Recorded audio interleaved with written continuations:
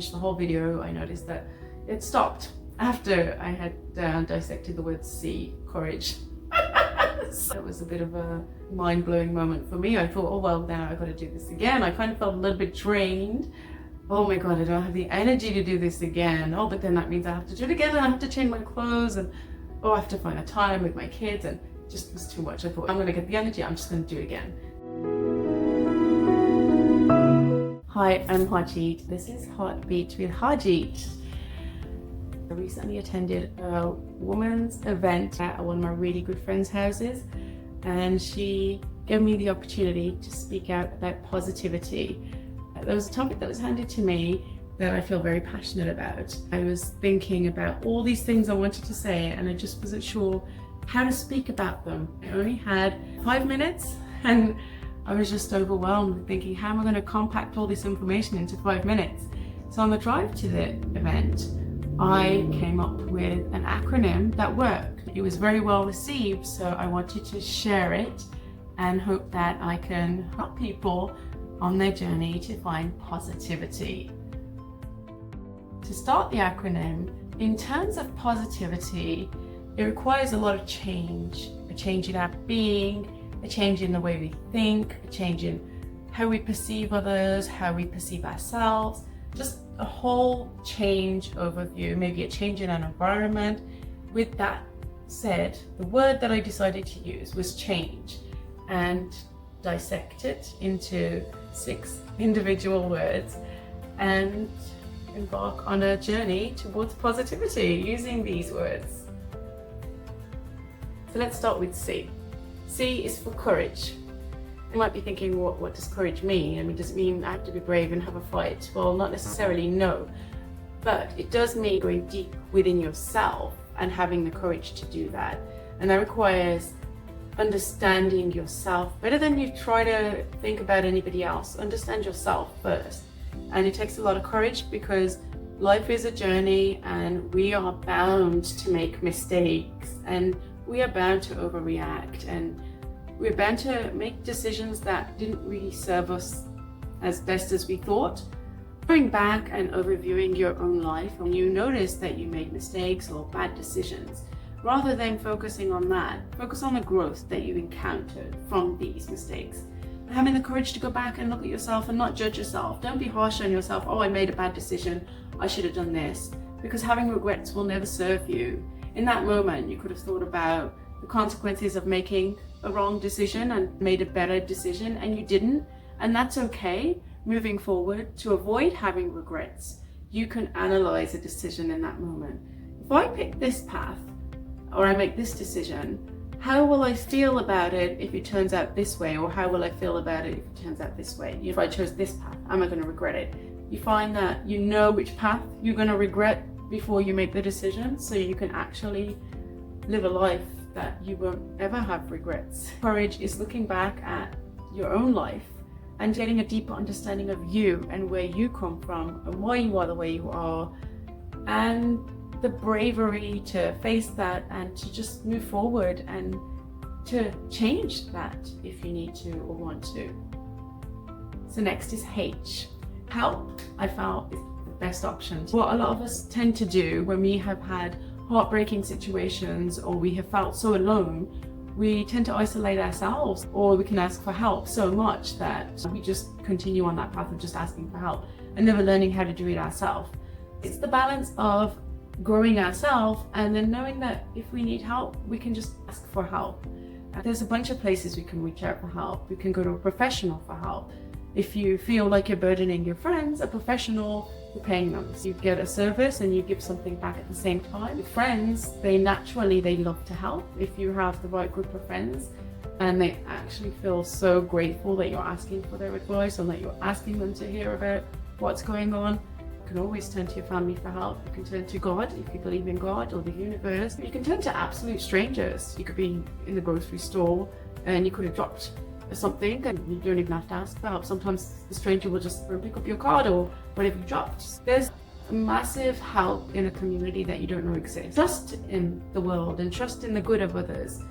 If you do find that you ask for help and people are saying no, that's also really great. Imagine that you are part of their journey to learn how to say no. When a person offers to give you help or you ask, you don't want it to be out of obligation. I know in my heart, if I'm going to ask my mom, say for example, for help, as much as I would appreciate her help, what I would appreciate more is if she took care of her own needs and wants first. If she said no to me, oh, I've got plans, or I'm not feeling well, I would totally understand that. I'd actually feel like, wow, this is a milestone for my mom to say no, this is great, I love it. At the same time, if I feel like she's not saying no, then I just balance how much I ask. I will use my other resources and ask them as much as I can, and rely on myself too.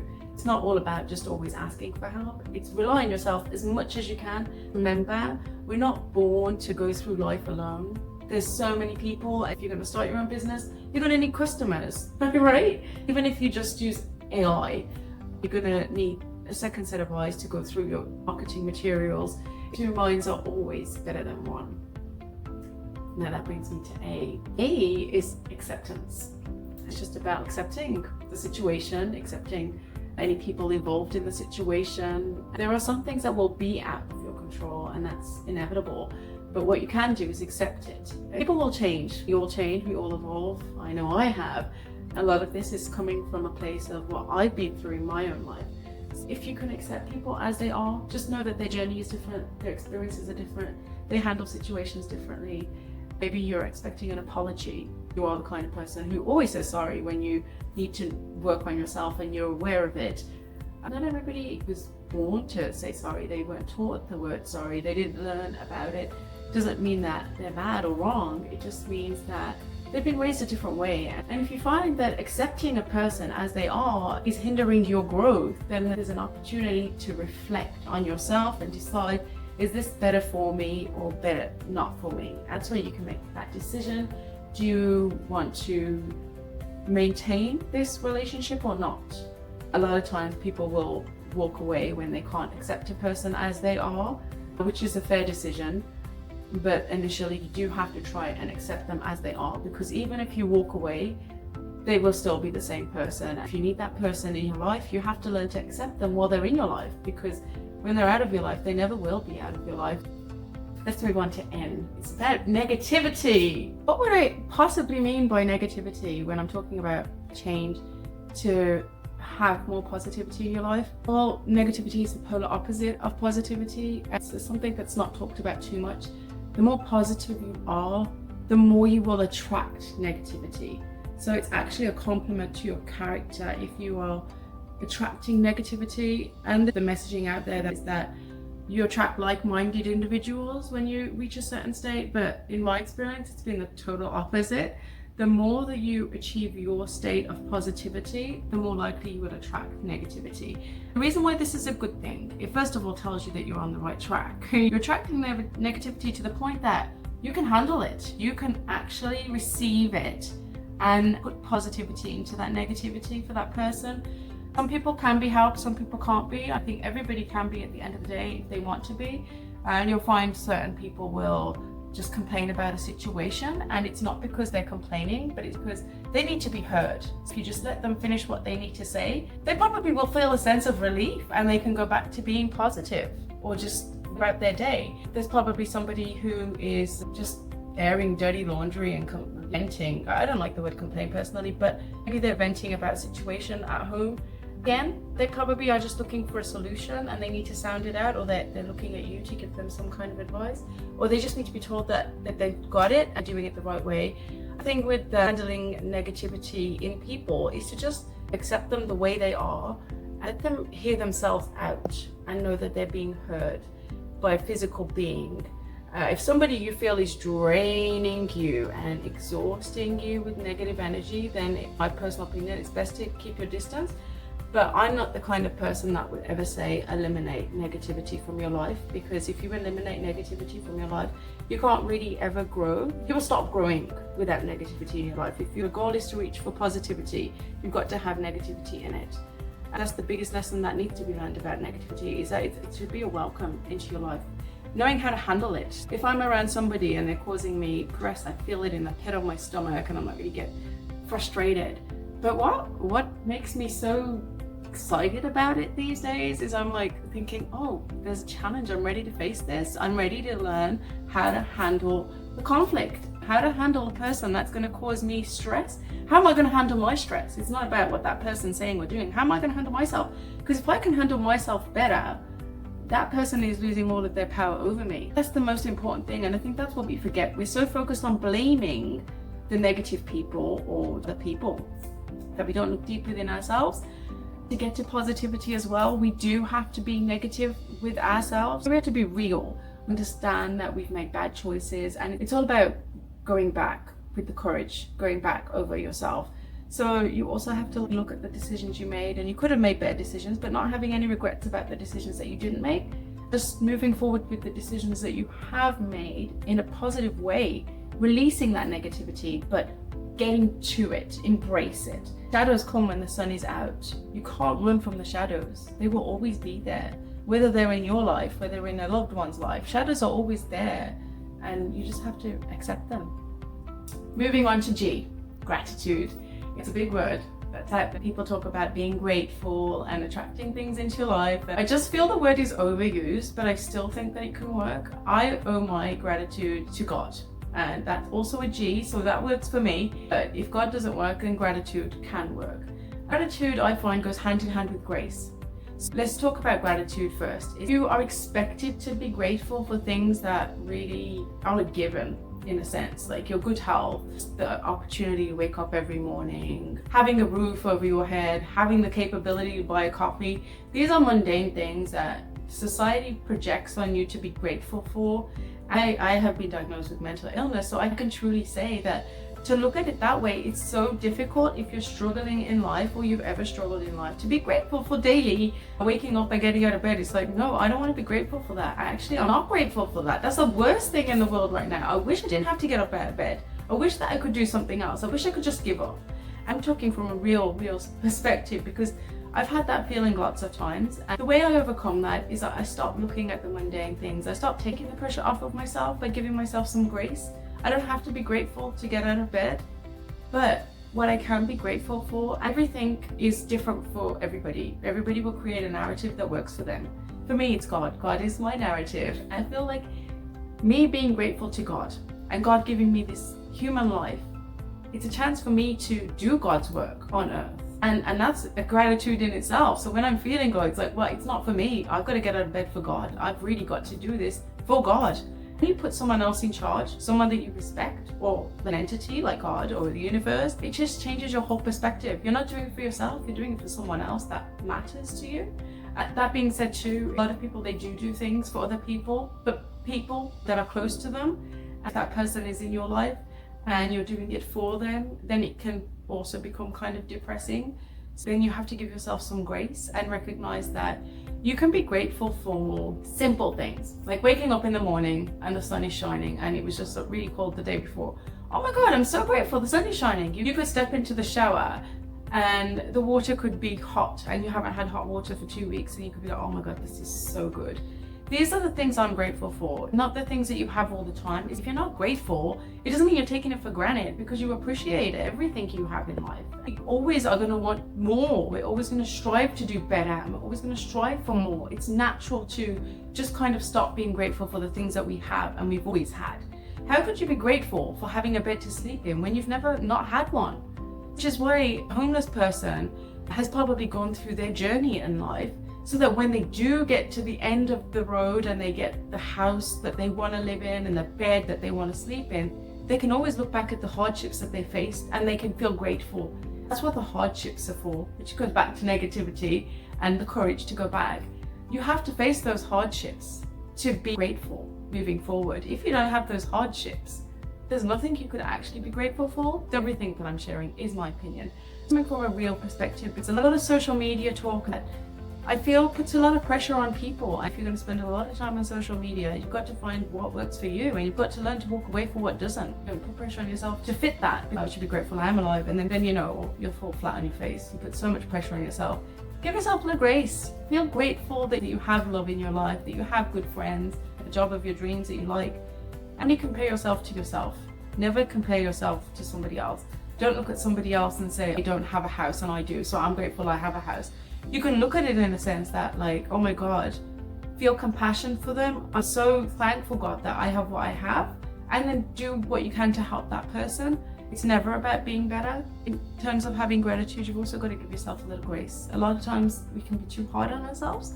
We can say, I've got to achieve this goal, I've got to do these targets, and every day I've got to go like a robot. Every single day you wake up at 5 o'clock in the morning, you got to sleep 10 o'clock at night like a robot. You're going to burn out and you're struggling. You can't even get through a day. And you're so hard on yourself. Why can't I get through a day? I got through yesterday, I got through last week. Whoa, what's wrong? Give yourself some grace, take a break, shut your phone off, read a book, go for a walk. Just tune out for a week, 2 weeks, and nothing's going to be gone from your life. You're going to add so much more to it. Just remember that. To have gratitude, you also have to give yourself grace. And now on to E. E is about evolving as a being. And a spiritual being, if you practice spirituality, a human being, because we are all humans. Alien, if you see yourself as an alien, jokes aside, evolving is about life. If you're not learning, you're not evolving, and if you're not evolving, you're not growing. And do you really want to be at a dead end for the rest of your 20, 30, 40, 50 years? Just be there and just not learn anything new. You can't close the door to evolving. Parents think that they already know enough that they can raise their kids and they have nothing left to learn. They've learned enough and now they've been given the gift of parenthood. Generally, they know what they're doing. If we stop and we see our children at certain ages, they can teach us so much too. For example, my parents with my children, so grandparents with grandkids, they're going to learn from each other, because my kids will learn how life was back in the 50s and the 60s, and my parents will learn what life is like in today's world and how it's shifted and how the expectations are different and how everything is different. And this is what's called evolving. And if you do associate with people that help you to evolve and don't shrink you or keep you at the same rate, if you're constantly evolving, you can ask questions that help you, and they can be stupid questions, because no question is actually stupid. It's just about trying to phrase it right, asking the right person and at the right time. But just ask a question. If you want to evolve, ask a question. Don't be afraid of not having the answer. Don't be afraid of being stupid, because you actually won't. You never will. You've got to ask questions as well. Back to the grandparents and the grandchildren. If my parents are learning from their grandchildren are learning from them, the chances are that they'll live longer and healthily and happily together, because they're growing together, not against each other. If my parents came from the perspective of, we know everything, we grew up in the best era that existed and we are the best, and it's kind of like they shut the door to learning and evolving, and my children could never teach them anything, and that would just kind of deteriorate them. So evolving is a very skill that you need to have until the end of time. You can't stop learning, you can't stop growing. I think there's a lot of information in here that could help a person know that they're not alone. If I have these views and these experiences and these opinions, chances are that there is somebody else out there that does. They've been brushing them under carpet to conform to society and be a part of the narrative that's created that's a one model fits all. It's never that way. Every single person has something to offer. Every single person, from child to senior, from the disabled to the fully abled. If we just open our doors and let them in, the change towards positivity, work on a grander scale. I don't think we can eliminate the shadows entirely ever, but I think there's a chance that we could have more light around us. And I just want to end this video by thanking my good friend Amrita to the ends of the earth, because if it wasn't for her, oh my God, I'm gonna cry. Anyways, if it wasn't for her, I wouldn't even have the courage to even film this. I wouldn't even have the thought to do this. She held an event, which I talked about at the beginning, and thanks to her and the feedback that I got from speaking about this at the event, I thought, I'm going to try it. I want to put it out there and hopefully get more videos out there too. Thank you, Amrita. I love you, and thank you, God, for bringing Amrita to me and into my life.